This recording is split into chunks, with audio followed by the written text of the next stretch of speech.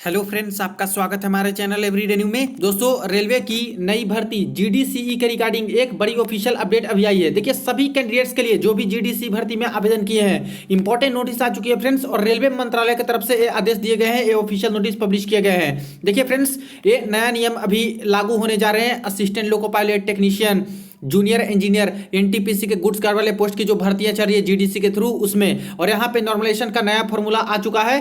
तो इस चीज को हम लोग जानते हैं, और किस किस एग्जाम में नॉर्मलाइजेशन होंगे, किस किस में नहीं होंगे, सब कुछ डिटेल में यहाँ पे मिनिस्ट्री ऑफ रेलवे की तरफ से बताए गए हैं। तो वीडियो को अंत तक जरूर देखिएगा ताकि सारे डाउट्स क्लियर हो सके।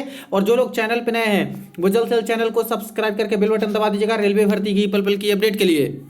देखिए फ्रेंड्स, ये रही ऑफिशियल नोटिस जो कि यहाँ पे जारी हो चुका है railway recruitment cell eastern railway Kolkata zone की तरफ से 23/11/2023 के डेट में अभी अभी यहाँ पे नोटिस ये पब्लिश किए गए हैं। अब यहाँ पे देखिएगा तो ऑफिशियल वेबसाइट पे जाते हो RRC Eastern railway Kolkata zone के, तो वहाँ पे ये नोटिस आपको मिल जाएगी।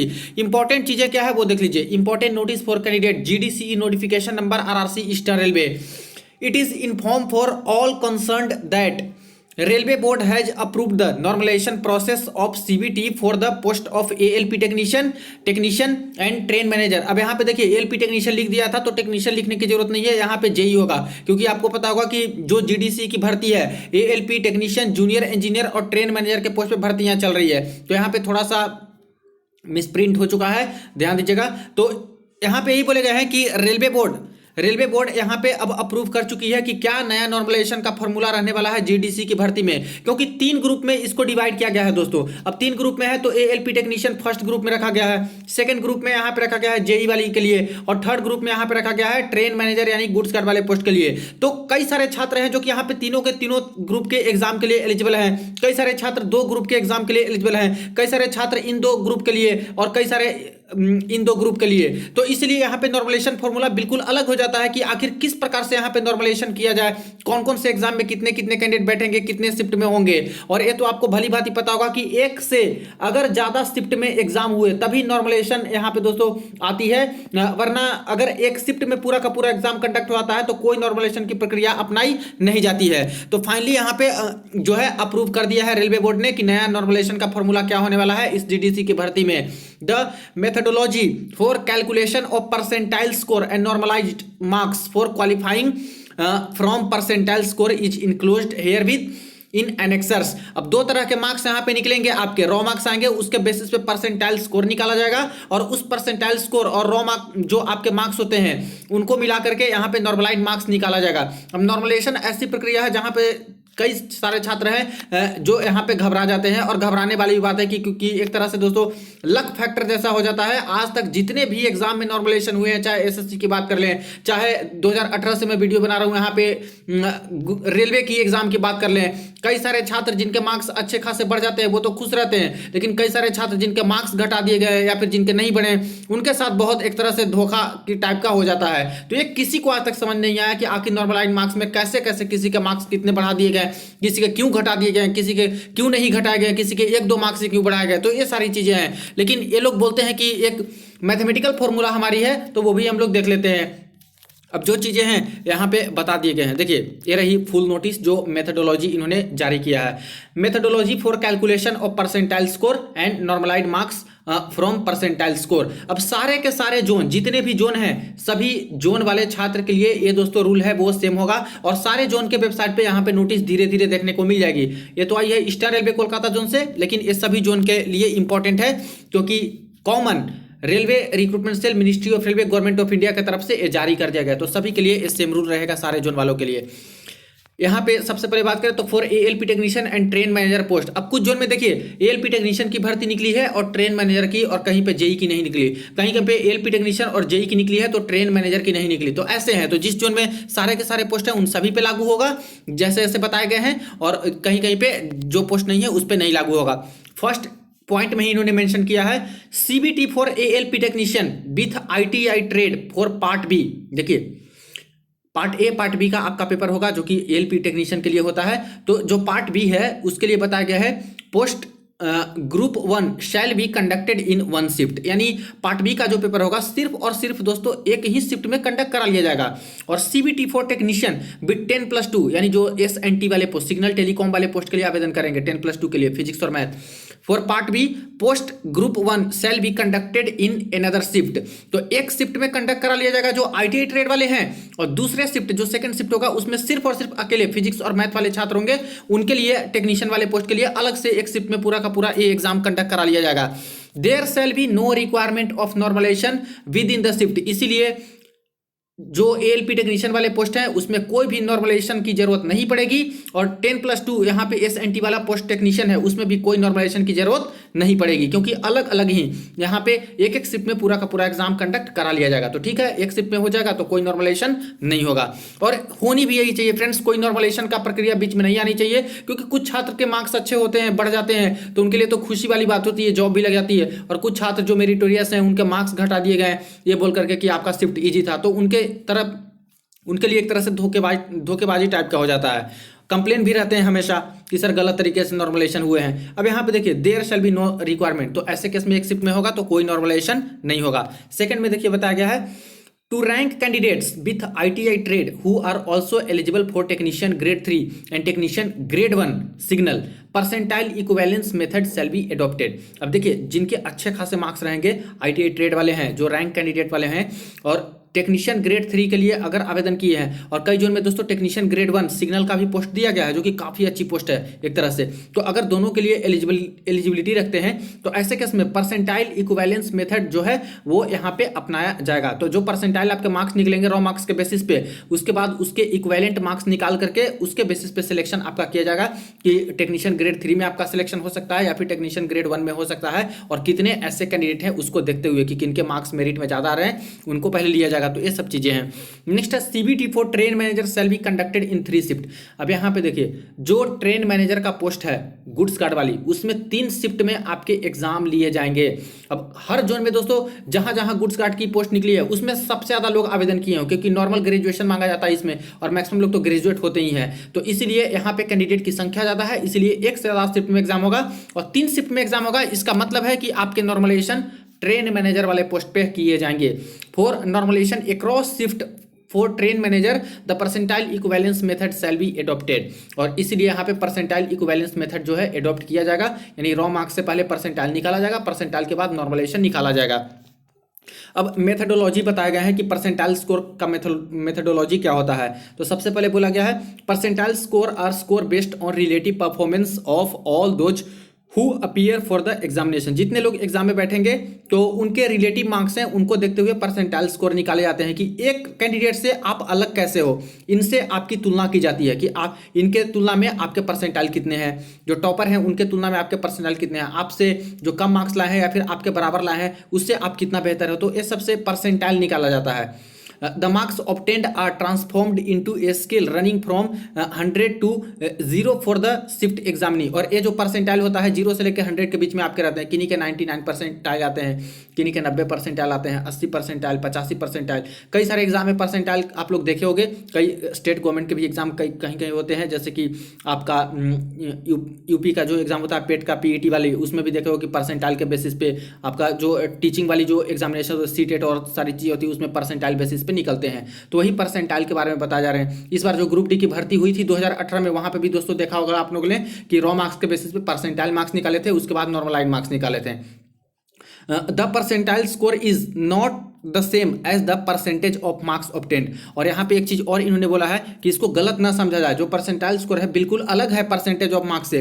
जैसे 100 मार्क्स में आपके 60 मार्क्स आए तो ये आपके 60% तो हो गए, लेकिन जरूरी नहीं है कि ये 60% आपके 60 परसेंटाइल हो, क्योंकि परसेंटाइल में देखा जाता है कि आपके जो मार्क्स हैं आखिर उतने मार्क्स लाने वाले या फिर उससे कम मार्क्स लाने वाले की संख्या कितनी है वो ऊपर रखा जाता है, और टोटल नंबर ऑफ कैंडिडेट रखे जाते हैं नीचे, और उसको 100 से गुना कर दिया जाता है। उसके बाद जो निकल के वैल्यू आता है वो देखे जाते हैं। तो ए निकलती है परसेंटाइल, और परसेंटेज बिल्कुल अलग है।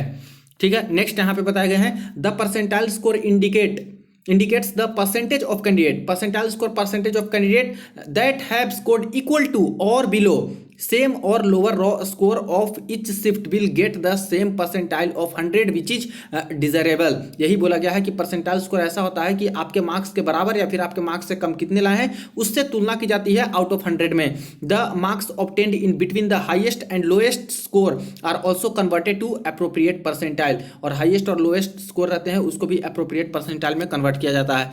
नेक्स्ट है the percentile score will be the normalised score for the examination instead of the raw marks of the candidate and shall be used for preparation of the merit list. तो जो percentile score होता है वो आपके normalised score marks हो सकते हैं raw marks के बदले में। जैसे रॉ मार्क्स के बेसिस पे ही परसेंटाइल निकालते हैं कि कितने रॉ मार्क्स हैं, और वो रॉ मार्क्स लाने वाले आपके बराबर कितने कैंडिडेट हैं या फिर आपसे कम लाने वाले कितने कैंडिडेट हैं उसकी तुलनात्मक तरीके से करके परसेंटाइल निकालते हैं। तो वो नॉर्मलाइज्ड मार्क्स के तौर पे भी यूज किया जा सकता है जो कि मेरिट बनाने में काम आएंगी। The percentile score of the candidate for the particular shift will be calculated as below. अब परसेंटाइल स्कोर किसी शिफ्ट का कैसे निकलेगा किसी कैंडिडेट का, तो इन्होंने बताया फॉर्मूला परसेंटाइल स्कोर का। सबसे पहले डिवाइड के ऊपर रखा गया है number of candidate appeared in the shift with raw score equal to और लेस देन द कैंडिडेट, यानी टोटल सिर्फ और सिर्फ नंबर ऑफ कैंडिडेट पे डिपेंड कर रहा है, मार्क्स पे नहीं, ध्यान दीजिएगा। और कितने मार्क्स पे है, क्योंकि रॉ मार्क्स जैसे देखिए आपके मार्क्स अगर 60 नंबर आए हैं, 100 नंबर का पेपर हुआ, आपके मार्क्स 60 आए हैं, तो 60 नंबर लाने वाले कैंडिडेट की संख्या कितनी है और 60 से नीचे नंबर लाने वाले कैंडिडेट की संख्या कितनी है। मान लेते हैं कि 100 लोगों ने पेपर दिया, ठीक है, आपके मार्क्स 60 आए और 60 नंबर या फिर 60 से नीचे लाने वाले छात्रों की संख्या कितनी है, मान लेते हैं ऐसे 80 छात्र हैं, तो यहाँ पे हो जाएगा डिवाइड के ऊपर में 80 कैंडिडेट, ऐसे कि जिनके मार्क्स या तो आपके मार्क्स के बराबर या फिर आपके मार्क्स से कम आए हैं, और नीचे टोटल नंबर ऑफ कैंडिडेट जो एग्जाम में बैठे थे उस शिफ्ट में, वो टोटल नंबर ऑफ कैंडिडेट। तो मान लेते हैं कि 100 कैंडिडेट ने पेपर दिया था, तो 100 नीचे हो जाएगा और डिवाइड कर देंगे 100 से, तो मल्टीप्लाई 100 से, तो कट के 80 आ गया। यानी कि 60 नंबर लाए थे कैंडिडेट, लेकिन परसेंटाइल स्कोर इनका कितना हो गया, 80%। देखिए आप लोग, तो इसी तरह से ये निकाला जाता है कि आपके मार्क्स के बराबर या फिर आपके मार्क्स से कम लाने वाले छात्र की संख्या कितनी है, वो संख्या ऊपर रखी जाती है, और टोटल संख्या छात्र की जिन्होंने पेपर दिया था उस शिफ्ट में वो नीचे रखी जाती है, और इसके बाद इससे 100 से मल्टीप्लाई कर दिया जाता है और इसके अकॉर्डिंग आपके परसेंटाइल निकल जाते हैं। और ये परसेंटाइल बहुत काम की चीज़ है, क्योंकि इसी पे एक तरह से मेरिट बनती है।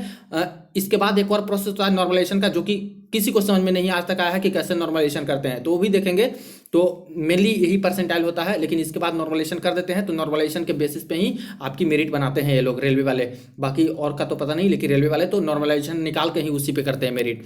तो परसेंटाइल समझ लिया आप लोगों ने कि क्या ये है, ये फॉर्मूला इन्होंने असाइन किया है, जो कि पहले से भी चलते आ रहा है, और यही जीडीसी भर्ती में भी रखे हैं परसेंटाइल का। नेक्स्ट यहाँ पे बताया गया है the percentile score for the raw score of all candidates for all relevant shift would be merged and shall be called the RRC score. सारे के सारे शिफ्ट के जो परसेंटाइल स्कोर रहेंगे उनको मर्ज कर दिए जाएंगे। जैसे कि शिफ्ट 1 में मान लेते हैं पेपर हुआ, शिफ्ट 2 में पेपर हुआ और शिफ्ट 3 में पेपर हुआ। यहाँ पे भी कोई कैंडिडेट जो टॉपर रहेंगे उनके तो 100% रहेंगे हमेशा, यहाँ भी 100% रहेंगे हमेशा टॉपर के। सेकंड शिफ्ट में, थर्ड शिफ्ट में भी कोई सबसे ज़्यादा मार्क्स लाने वाले 100% पे रहेंगे। इसी तरह से यहाँ भी 99% पे रहेंगे कुछ छात्र, यहाँ भी 99% वाले रहेंगे, यहाँ भी 99% वाले रहेंगे। तो इसको सारे के सारे शिफ्ट को, तीनों शिफ्ट के छात्र को मर्ज कर दिया जाएगा। यानी सबसे पहले 100%, फिर इस शिफ्ट के 100%, फिर इस शिफ्ट के 100%, 3 कैंडिडेट ऐसे हो गए। फिर 99% इस कैंडिडेट के आएंगे, फिर यहाँ से 99, यहाँ से 99, ऐसे करके, और टोटल जितनी सीट रहेगी तो उसके अकॉर्डिंग सबसे ऊपर से भरते जाएंगे, क्योंकि इन्होंने 100% लाया है, इन्होंने भी 100, इन्होंने भी 100, तो पहले 3 सीट इनको मिल जाएगी, 3 पोस्ट ये लोग खा गए। 99% फिर देखा जाएगा, या फिर 99.5 या फिर 99.8 जैसे रहेंगे, उसके बेसिस पे तीनों शिफ्ट से कैंडिडेट चुने जाएंगे। तो नॉर्मलाइजेशन में क्या होता था कि जैसे उसमें दोस्तों जिनके मार्क्स ज़्यादा बढ़ गए या फिर उसमें ऐसे नहीं देखा जाता था, पर शिफ्ट के अकॉर्डिंग ही देखा जाता था। लेकिन इसमें क्या है कि हर शिफ्ट से छात्र यहाँ पे सिलेक्ट किए जाते हैं, क्योंकि हर शिफ्ट में ही 100%, 99%, 98% लाने वाले छात्र होंगे, क्योंकि हर शिफ्ट का पेपर का डिफिकल्टी लेवल अलग होगा, तो उसके अकॉर्डिंग भाई परसेंटाइल भी तो सबके उसी तरह से बनेंगे अपने अपने शिफ्ट में। तो इसको मर्ज कर दिया जाएगा और उसके बेसिस पे चयन कर दिया जाएगा, यही चीज बोले हैं। और इसी को हम लोग आरआरसी स्कोर मानेंगे, जब हम लोग मर्ज कर देंगे सारे के सारे शिफ्ट को, तब कि आरआरसी स्कोर आपका कितना आया है। Which will be then be used for compilation of result, जो कि बाद में यूज किया जाएगा आपके रिजल्ट बनाने में, and further processing of deciding the merit, और बाद में मेरिट को डिसाइड करने में। The percentile score will be calculated up to 5 decimal. जो परसेंटाइल स्कोर है वो कम से कम 5 डेसिमल तक यहाँ पे लिया जाएगा। क्यों? क्योंकि यहाँ पे मार्क्स हैं जो कि छात्र के बिल्कुल मैच न कर जाए। जैसे किन्हीं के 88 नंबर है तो 88.0124 ऐसे हो गया। डेसिमल के बाद 5 तक यहाँ पे लिया जाएगा। इतना तक लेने का अर्थ है कि यहाँ पे बहुत कम चांस होता है कि कई सारे छात्र हैं जिनके सेम टू सेम मार्क्स आ जाएं। तो सेम टू सेम मार्क्स आने पे दोस्तों आपको पता है कि जिनका एज ज़्यादा होता है उनको पहले लिया जाता है, तो वो थोड़ा चीज़ अलग हो जाता है, लेकिन इसलिए 5 डेसिमल के बाद 5 अंक तक लिया जाता है। इन केस ऑफ 2 और more candidate securing same normalise marks, अगर सेम टू सेम मार्क्स आ जाता है परसेंटाइल स्कोर, तब क्या किया जाएगा? तब देखा जाएगा कि छात्र कौन ज़्यादा एज वाले हैं। कोई 32 साल के छात्र हैं, कोई 30 साल के छात्र हैं, मान लेते हैं कि दोनों के 80-80 नंबर आ गए हैं, तो 32 साल वाला छात्र है उनको पहले जॉब दे दिया जाएगा। ऐसे होता है मेरिट डिसाइड। अगर दोनों ही 32-32 साल के हों तब क्या होगा? तो ऐसे केस में यहाँ पे इनके अल्फ़ाबेटिकल नंबर से लिया जाएगा, जो कि नेम ऐसे है, जैसे ए से जिनका अगर नाम होगा, बी से नाम होगा, सी से नाम होगा। मान लेते हैं कि एक का नाम ए से है, एक का सी से है, तो सबसे पहले ए से नाम जिनका स्टार्ट हुआ उनको जॉब लग जाएगी, और सी मान लेते हैं एक ही पोस्ट है तो सिर्फ ए वाले का जॉब लगेगा और सी वाले का नहीं लग पाएगा, क्योंकि एक पोस्ट है तो 2 पोस्ट है, तो इस केस में ऐसे दोनों को मिलेगा इस तरह से। तो ए टाई जो होता है उसको ब्रेक करने के लिए ये रूल है।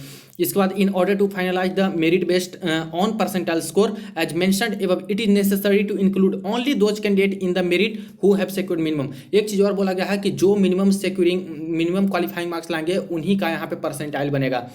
जैसे कि बोला गया है कि यूआर और ईडब्ल्यूएस वाले छात्र हैं उनको कम से कम 40% मार्क्स लाना है, यानी 100 मार्क्स का पेपर होता है तो कम से कम 40 तो लाना होगा, तभी आपके बाद में मेरिट का डिसाइड होगा, वरना नहीं हो पाएगा, आपका ऐसे ही रास्ता खत्म हो गया, क्योंकि इतना मिनिमम लाना ही होता है दोस्तों। इसके बाद ओबीसी वाले छात्र हैं उनको 30 नंबर लाना ही लाना है कम से कम। जो एससी वाले हैं उनको 30 नंबर लाना है, एसटी वाले छात्र हैं उनको 25 नंबर कम से कम लाना है, तभी मेरिट में होगा। और ये मत समझिएगा कि इतना नंबर लाने पे जॉब लग जाएगी, लेकिन इतना कम से कम लाना होता है, तभी आपके प्रोसेस आगे लोग बढ़ाएंगे। इससे कम मार्क्स आ रहा है तो आपका प्रोसेस नहीं बढ़ाएंगे, आगे खत्म कर देंगे, क्योंकि आपने मिनिमम क्वालिफाइंग मार्क्स नहीं क्लियर किया है। तो यही चीज़ ये लोग बोल रहे हैं कि कम से कम मिनिमम क्वालिफाइंग मार्क्स पास करना होगा ये सब प्रोसेस में जाने के लिए। रॉ मार्क्स के बारे में बताएं कि रॉ मार्क्स क्या होता है। तो of each candidate will be normalised using the equi percentile method as detail. तो जो आपके रॉ मार्क्स होंगे उसको यहाँ पे परसेंटाइल में बदल दिया जाएगा। जैसा मैंने पहले बताया कि रॉ मार्क्स आपके आते हैं 100 नंबर में, मान लेते हैं आपने 50 लाया तो ये आपका रॉ मार्क्स है। इसी को परसेंटाइल में बदलेंगे, कितने छात्र 50 लाएं या फिर 50 से कम लाएं, और टोटल नंबर ऑफ कैंडिडेट से और 100 से गुना करके आपके परसेंटाइल बना देंगे इस 50 रॉ मार्क्स को, कि मान लेते हैं आ गया 60 परसेंटाइल, तो ये 60 परसेंटाइल आ गया 50 नंबर में से आपका। ये 60 परसेंटाइल को बाद में नॉर्मलाइजेशन बनाएंगे। तो अब देखिए नॉर्मलाइजेशन में इन्होंने कहा है कि कैसे हम लोग बेस शिफ्ट का सिलेक्शन करेंगे। तो नॉर्मलाइजेशन में आपको पता है कि एक बेस शिफ्ट लिया आता है। अब देखिए फ्रेंड्स, यहाँ पे तो बहुत सारी कहानियाँ हैं, जैसे कि नॉर्मलाइजेशन में इतना सारा चीज़ डिस्कस करेंगे तो हर चीज़ यहाँ पे डिस्कस करना पड़ेगा। लेकिन एक चीज़ और है कि चाहे कितना भी डिस्कस कर लो, ये नॉर्मलाइजेशन का जो यहाँ पे प्रोसेस है किसी को यहाँ पे शायद ही पता चल पाया होगा इस दुनिया में कि आखिर किस प्रकार से लोग नॉर्मलाइजेशन करते हैं, जब रियली में आपके स्कोर कार्ड आते हैं तब। ऐसे तो बहुत चीज़ें हैं कि चलो भाई 5 एग्जाम्पल लेके मैं बता सकता हूँ, आप लोग भी 5 तरह के 10 तरह के एग्जाम्पल ले लेके, हाँ भाई इनके मार्क्स इतने हैं, इनके मार्क्स कितने हैं, इतने लोग शिफ्ट में अगर बैठे तो कितना हो जाएगा, तो ये सारी चीज़ें। लेकिन रियलिटी में जब नॉर्मलाइजेशन होती है उस समय पता ही नहीं चलता कि आखिर भाई मेरे मार्क्स क्यों घटे, मेरे 2 मार्क्स 4 मार्क्स क्यों घटा दिए गए, मेरे दोस्त के 20 नंबर क्यों बढ़े, मेरे 2 नंबर क्यों बढ़े। तो बिल्कुल अलग चीज़ें होती है जब नॉर्मलाइजेशन होती है। तो ये चीज़ें किसी के समझ में आई ही नहीं है कि नॉर्मलाइजेशन आखिर ये लोग करते क्या हैं, लेकिन वही चीज़ें बताए हैं। तो चलिए जो बताया है उसको तो मुझे डिस्कस करना ही है, तो मैं यहाँ पे डिस्कस कर देता हूँ, बाकी आपको देखना है देखिए, नहीं देखनी है तो ये सारी चीज़ें आप लोग एक बार पढ़ सकते हो और चाहो तो खुद से ही समझ सकते हो इसको एक कुछ एग्जाम्पल ले लेकर। हालांकि मैं आपको यहाँ पे डिस्कस कर देता हूँ ये चीज़ें। देखिए सिलेक्शन ऑफ बेस शिफ्ट, तो सबसे पहले क्या होता है कि नॉर्मलाइजेशन जब ये लोग करते हैं तो एक बेस शिफ्ट लिया जाता है, उसी बेस शिफ्ट के तहत सब कुछ यहाँ पे डिसाइड किया जाता है कि आखिर कैसे कैसे यहाँ पे निकलेगा। अब बेस शिफ्ट के बारे में इन्होंने बोला है कि base shift is a shift having the highest mean, यानी कि 3 शिफ्ट में एग्जाम हुआ, ठीक है, तो जिस शिफ्ट का जो कैंडिडेट के जो मीन मार्क्स आएंगे, एवरेज मार्क्स आएंगे, वो सबसे हाईएस्ट रहेगा, उसको बेस शिफ्ट मानेंगे। यानी मान लेते हैं कि फर्स्ट शिफ्ट में जितने कैंडिडेट ने पेपर दिया 70 नंबर आए एवरेज मार्क्स, सेकंड शिफ्ट में आए 72 नंबर एवरेज मार्क्स और थर्ड शिफ्ट में 60, तो यानी सेकंड शिफ्ट है जिनके छात्र के मार्क्स हैं जो कि यहाँ पे सबसे हाईएस्ट एवरेज में आए हैं, तो ये बेस शिफ्ट मान लिया जाएगा। और इसी 72 नंबर पे पूरा का पूरा तीनों का तीनों शिफ्ट के नॉर्मलाइजेशन प्रक्रिया को यहाँ पे जो है कैलकुलेट किया जाएगा, सारे छात्र के इंडिविजुअल मार्क्स के नॉर्मलाइजेशन, ठीक है, ये समझ गए आप लोग। एक चीज़ और इन्होंने मेंशन किया है कि उसी को बेस शिफ्ट मानेंगे जहाँ पे अटेंडेंस 70% से ज़्यादा हो, ठीक है, 70% ज़्यादा अटेंडेंस होनी चाहिए, ये बोले गए हैं। In case of highest mean of 2 shift are the same then shift having the highest individual marks shall be, अगर मान लेते हैं कि 2 शिफ्ट दो शिफ्ट में एवरेज 70 कॉमन आ गए, बराबर आ गए, तो ऐसे केस में क्या होगा, तो ऐसे केस में बोल रहे हैं कि बेस्ट शिफ्ट उसको मानेंगे जहाँ पे कैंडिडेट के इंडिविजुअल मार्क्स ज़्यादा आ रहे हों। जैसे यहाँ पे 99 भी किसी के आए हैं 100 में से, यहाँ पे 98 आए हैं, तो यानी इस शिफ्ट में तो ज़्यादा मेरिटोरियस छात्र लग रहे हैं, तो इसको बेस्ट शिफ्ट मान लिया जाएगा, क्योंकि यहाँ के इंडिविजुअल मार्क्स छात्र के ज़्यादा थोड़ा है टॉपर में। तो ये सब चीज़ें हैं। इसके बाद यहाँ पे बोला गया कि अगर ये भी चीज़ कॉमन हो जाए, इंडिविजुअल मार्क्स भी कॉमन हो जाए, तब कैसे डिसाइड करेंगे, तब यहाँ पे हाईएस्ट प्रेजेंट काउंट, यानी कहाँ पे कैंडिडेट ज़्यादा मतलब आए हैं, जैसे अटेंडेंस कहाँ पे कितनी रही है, तो 70% से कम अटेंडेंस रही है, मान लेते हैं एक फर्स्ट शिफ्ट में 50% अटेंडेंस रही है, सेकंड शिफ्ट में 60%, तो जहाँ पे अटेंडेंस ज़्यादा रही है उसको बेस्ट शिफ्ट मान लिया जाएगा। ठीक, ऐसे करके। नेक्स्ट है in case of attendance in none of the shift is more, अगर किसी भी शिफ्ट में 70% से ज़्यादा अटेंडेंस नहीं आया तब क्या करेंगे, तो equal weightage of 50% of marks out of 300, 50% attendance percentage. देखिए बिल्कुल अलग तरीके से बता रहे हैं। अब छोड़ दीजिए, इतना तो टाई होता नहीं है फ्रेंड्स, फर्स्ट वाले 70% के आसपास अटेंडेंस होते ही हैं, ना हो तो इंडिविजुअल मार्क्स देखा जाता है टॉपर वाले का, उसको उसके अकॉर्डिंग बेस्ट शिफ्ट मान लिया जाता है, या फिर दो कॉमन आ जाए तो ऐसे केस में यहाँ पे जिनके अटेंडेंस ज़्यादा होते हैं उनको ले लिया जाता है। तो ये चीज़ें बस बेस्ट शिफ्ट है, इसको समझिए कि एक बेस्ट शिफ्ट माना जाता है आपके नॉर्मलाइज मार्क्स निकालने में। अब इसके बाद नॉर्मलाइज मार्क्स निकलेगा कैसे, तो इन्होंने बोला है कि ऐसे कैलकुलेट होगा इस जीडीसी में, खास करके देखिए बिल्कुल नया फॉर्मूला दिए हैं फ्रेंड्स। पहले जो आपके पेपर होते थे 2018 में हुए, 2019 में हुए, सारा कुछ वो सबका अलग अलग था नॉर्मलाइजेशन का फॉर्मूला, ये बिल्कुल अलग इन्होंने निकाला है जीडीसी के लिए। तो यहाँ पे बोले हैं if percentile score is to be again converted to normalised marks for deciding minimum qualifying marks, the following process is to be adopted. मैंने आपको क्या बोला कि सबसे पहले आपके जो मार्क्स आते हैं वो रॉ मार्क्स कहलाते हैं। जैसे आपके पेपर हुए 120 नंबर के, तो 120 नंबर में 80 नंबर लाते हो, 80 मार्क्स, तो ये आपके रॉ मार्क्स हो गए 80 मार्क्स। इसको क्या करते हैं फर्दर, ये लोग प्रो रेटेड मार्क्स निकालते हैं, प्रो रेटेड मार्क्स। ये क्या होता है, 120 नंबर का पेपर था तो 80 नंबर आए, तो आउट ऑफ 100 कितने नंबर आए, तो इसको कन्वर्ट कर देते हैं, तो आउट ऑफ 100 आपके कितने आए वो प्रोरेटेड मार्क्स में यहाँ पे लिख देंगे। उसके बाद आता है परसेंटाइल, तो परसेंटाइल आप लोगों को देखा कि आपके जो मार्क्स आए थे वो आखिर उतने नंबर या फिर उससे कम नंबर लाने वाली छात्र की संख्या कितनी थी वो ऊपर रखेंगे, टोटल नंबर उस शिफ्ट में कितने छात्र ने पेपर दिया वो नीचे, और 100 से गुना कर देंगे, और वो जितना आएगा वो परसेंटाइल, मान लेते हैं 90 परसेंटाइल आ गए, तो ए परसेंटाइल। तो यहाँ तक तो ठीक है, यहाँ तक समझ में आता है सब कुछ कि भाई रॉ मार्क्स से तो हमारे परसेंटाइल निकले हैं। लेकिन इसके बाद अगर रेलवे चाहे तो नॉर्मलाइजेशन करती है, और यही नॉर्मलाइजेशन दोस्तों खतरे की घंटी एक तरह से हो जाती है, क्योंकि कोई छात्र बिना एग्जाम के पहले कह ही नहीं सकते, एग्जाम हो जाने के बाद भी नहीं कह सकते। एक लक फैक्टर बन जाता है कि भाई मेरे बढ़ेंगे कि घटेंगे, अच्छे करके आए हो पेपर में तब भी डरते रहते हैं छात्र कि कहीं मेरा नंबर ना घटा दे। कोई छात्र कम लाए हैं तब भी ये सोचते रहते हैं कि अरे मेरे पहले के एग्जाम में नंबर बढ़े तो इस बार भी बढ़ जाएंगे, तो ऐसा होता नहीं है। किसी के छात्र के साथ गलत हो गया, किसी छात्र के साथ सही हो गया, तो ये सारी चीज़ें हैं। तो ये बोल रहे हैं कि नॉर्मलाइज परसेंटाइल पे नॉर्मलाइज हम लोग निकालेंगे, और ए परसेंटाइल पे नॉर्मलाइज निकालेंगे, तो इस प्रक्रिया से निकालेंगे। और अगर परसेंटाइल पे नॉर्मलाइज निकाल देते हैं तो नॉर्मलाइज पे ही आपकी मेरिट बनाएंगे, अगर नॉर्मलाइज की जरूरत नहीं पड़ती है तो परसेंटाइल पे आपके मेरिट निकालेंगे। तो परसेंटाइल तक ठीक है, लेकिन नॉर्मलाइजेशन ये लोग करते ही करते हैं, और जैसा रेलवे बोल रही है कि नॉर्मलाइजेशन हम लोग करेंगे, तो इस प्रकार से करेंगे। देख लीजिए, सबसे पहले बोल रहे हैं for the candidate whose percentile score is greater than और equal to the best shift percentile, यानी वैसे कैंडिडेट जिनके परसेंटाइल स्कोर या तो ज़्यादा हो या तो कम हो, किससे, बेस्ट शिफ्ट परसेंटाइल से, यानी first shift, second shift, third shift, 3 shift में पेपर हुआ। मान लेते हैं कि यहाँ पे 70 परसेंटाइल, यहाँ पे 72 और यहाँ पे 60 आया था, तो बेस्ट शिफ्ट किसको मानेंगे, इसको मानेंगे 72 परसेंटाइल वाले को। ठीक है, तो अगर किन्हीं कैंडिडेट के परसेंटाइल मार्क्स या तो इससे ज़्यादा आया है 72 परसेंटाइल से, या तो इसके बराबर आया है, तो ऐसे छात्र का नॉर्मलाइजेशन कैसे निकलेगा, तो उसके लिए ये रूल दिया गया है। ठीक है, और यहाँ पे बी नंबर में दिया गया है कि जिनके परसेंटाइल स्कोर कम आते हैं, ठीक है, जो बेस्ट शिफ्ट है उससे कम आते हैं, जैसे 72 परसेंटाइल बेस्ट शिफ्ट माना गया, किसी कैंडिडेट का जो परसेंटाइल आ गया है वो 68 परसेंटाइल आया है, तो इससे तो कम है, तो इनके निकालने के लिए फॉर्मूला ए दिया गया है, बी नंबर पॉइंट। तो ए नंबर पॉइंट देख लेते हैं कि बेस्ट शिफ्ट का जो परसेंटाइल अगर उससे भी ज़्यादा परसेंटाइल छात्र के आए हैं तब इस फॉर्मूला से निकलेगा, जिसमें इन्होंने बोले हैं कि x is the percentile score of the candidate. तो x को माना है कि छात्र का परसेंटाइल स्कोर, जिनका निकाल रहे हैं लोग नॉर्मलाइजेशन मार्क्स, नॉर्मलाइज मार्क्स, उनका परसेंटाइल माना है x।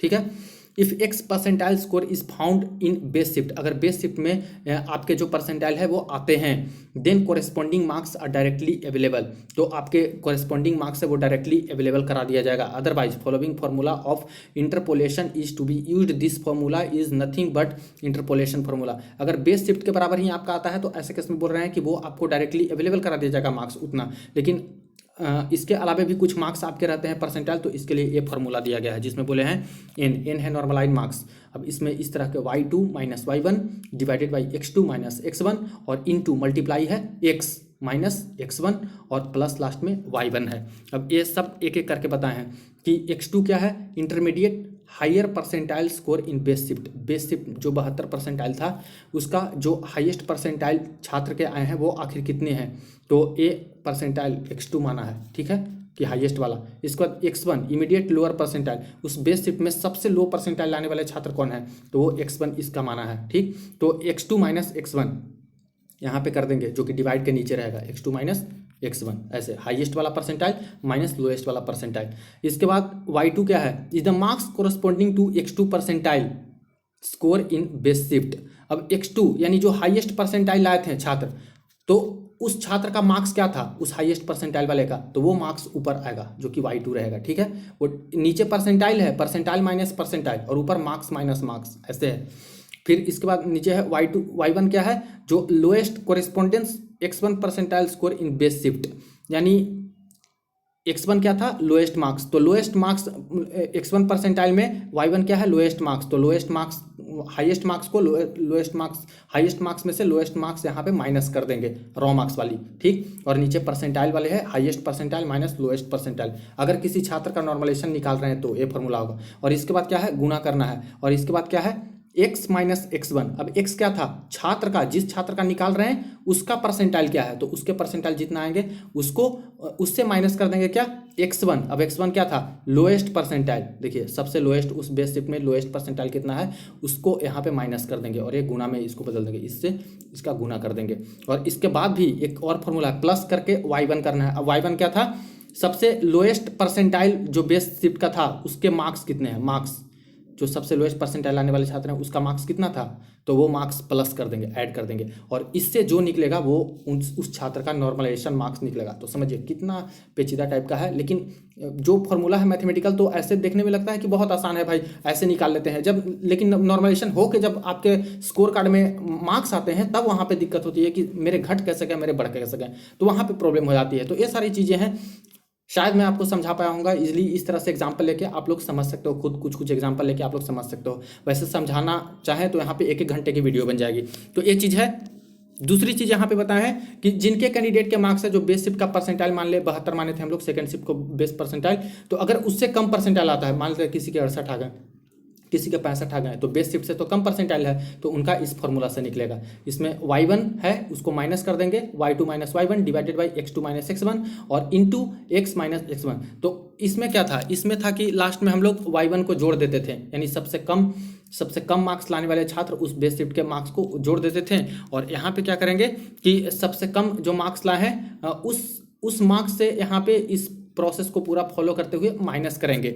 यही चीज़ें हैं यहाँ पे जो दिया गया है। देखिए y1 तो इसी को माना है, y1 क्या माना मार्क्स कोरेस्पोंडिंग x1 पर।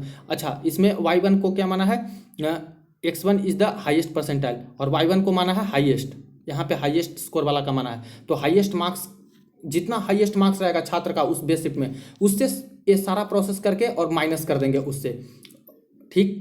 तो वो आपका निकल जाएगा वो नॉर्मलाइज मार्क्स, जिनके कम मार्क्स आएंगे बेस शिफ्ट जो माना जाएगा उससे कम आएगा। तो ऐसे करके दोस्तों ये फॉर्मूला दिया गया है 2 तरह का। तो इससे आप लोग चाहो तो समझ सकते हो कई एग्जाम्पल लेके, मैं भी चाहता तो एग्जाम्पल लेके आपको कई बता सकता था 4-5 एग्जाम्पल, लेकिन उसका कोई मतलब नहीं रह जाता फ्रेंड्स रियलिटी में जब आपके नॉर्मलाइजेशन होके आते हैं।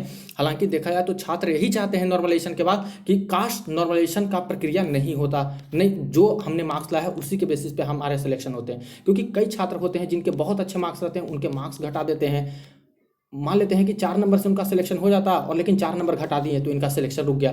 कोई छात्र हैं जिनका सिलेक्शन नहीं होता उनके 16 नंबर बढ़ा दिए 10 नंबर बढ़ा दिए ये बोल के कि आपका टफ शिफ्ट था ऐसे था वैसे था, तो इनके सिलेक्शन हो गए। और किन्हीं के कोई मार्क्स नहीं बढ़ा है, जो रॉ मार्क्स था वही परसेंटाइल मार्क्स रह गया, वही नॉर्मलाइज मार्क्स रह गया। तो उनको लगता है कि भाई मेरे दोस्त के 4 नंबर 5 नंबर बढ़ गए, काश मेरे 4 नंबर 5 नंबर बढ़ जाते तो मेरा सिलेक्शन हो जाता। तो ये सारी चीज़ें हैं। तो ध्यान दीजिए दोस्तों, अभी आपके पेपर नहीं हुए हैं और ये सारी चीज़ों से बचने के लिए बस एक ही उपाय आपके पास है कि कोई भी चीज़ नॉर्मलाइजेशन को परमानेंटली तरीके से मत लीजिए कि हाँ हमारे नंबर बढ़ जाएंगे या फिर ये चीज़ हो जाएंगे। इसको बस एक लक फैक्टर मान के चलिए।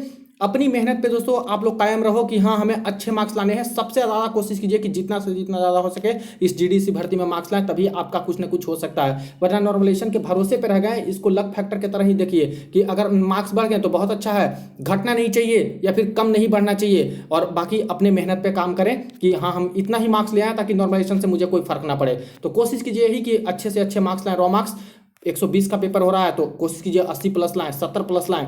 जैसे कैटेगरी है उसके बेसिस पे आप लोग अच्छा ही परफॉर्मेंस दीजिए ताकि आपका सिलेक्शन हो सके और एक सीट कंफर्म कर सको। बाकी इस नॉर्मलाइजेशन फार्मूला के बेसिस पे और कोई डाउट भी रह गया है तो पर्सनली जो मैसेज है कमेंट बॉक्स है उसमें कर सकते हो, वहाँ पे हो सकता है कि मैं आपको डिस्कस कर दूँ और भी चीज़ें बता दूँ कि इसको चाहो तो आप लोग समझ सकते हो। ये अपडेट आ चुकी है और सभी जोन के छात्र के लिए ये इंपॉर्टेंट है। एक ही रूल रहने वाला है दोस्तों, जो जीडीसी भर्ती में ये नॉर्मलाइजेशन का नया फार्मूला लोग जारी किए हैं। तो ये रही अपडेट, वीडियो को दोस्तों के साथ जरूर शेयर कर दीजिएगा, चैनल को सब्सक्राइब कर दीजिएगा पल पल की अपडेट के लिए। चलिए मिलते हैं नेक्स्ट वीडियो में नेक्स्ट अपडेट में।